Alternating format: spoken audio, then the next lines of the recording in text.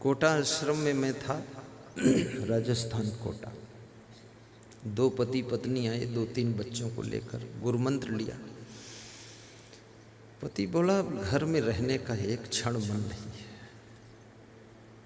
कहीं चला जाऊं, क्या करूं, ऐसा बोलकर रोने लगे।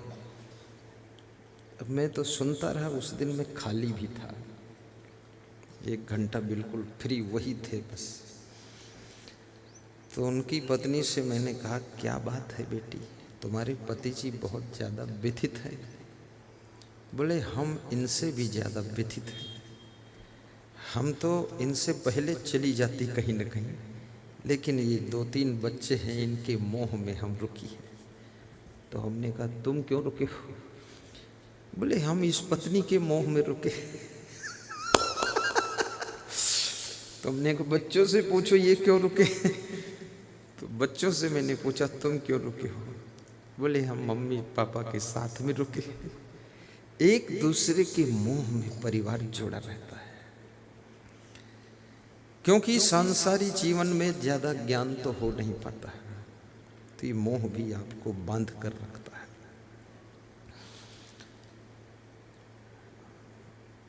और जब ज्ञान हो जाता है, मोह का शुद्धिकरण हो जाता है, तो वही जिसे तुम मोह कहते थे वो फिर धीरे से प्रेम में बदल जाता है। तो आपके अंदर समझ आ जाती है, फिर आप 2-4-10 दिनों के लिए हंसते हंसते अपने घर को छोड़ देते हो और सत्संग में भी चले जाते हो। अगर आपका मोह शुद्धिकरण ना हो तो आप 2 दिन के लिए भी घर नहीं छोड़ पाओगे। ये जो 2 दिन के लिए, 5 दिन के लिए, 7 दिन के लिए घर छोड़कर सत्संग में चले जाते हो, ये तुम्हारे मोह का शुद्धिकरण हो गया है। दिल में इतनी बड़ी जगह हो गई है, ठीक है सब ठीक चलता रहेगा, अब अपन चल देते हैं।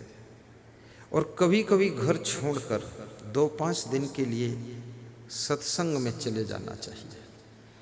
उससे तुम्हारे बेटे बहुओं को भी थोड़ा लोड बढ़ेगा, उनके ऊपर जिम्मेदारी बढ़ेगी। शाम को सोने से पहले मेन गेट बंद करने की भी फिक्र रहेगी। अभी तो बूढ़े माँ बाप ही मेन गेट की कुंडी लगाते हैं, बेटे बहू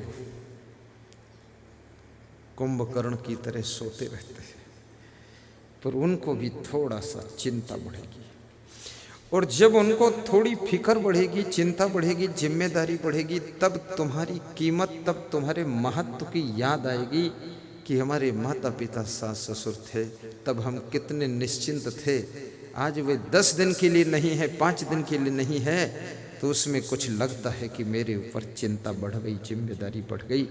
तब तुम जब वापस लौट कर जाओगे तो तुमको थोड़ा ज़्यादा वो प्रेम करेंगे, फिर बात कम लड़ाएंगे।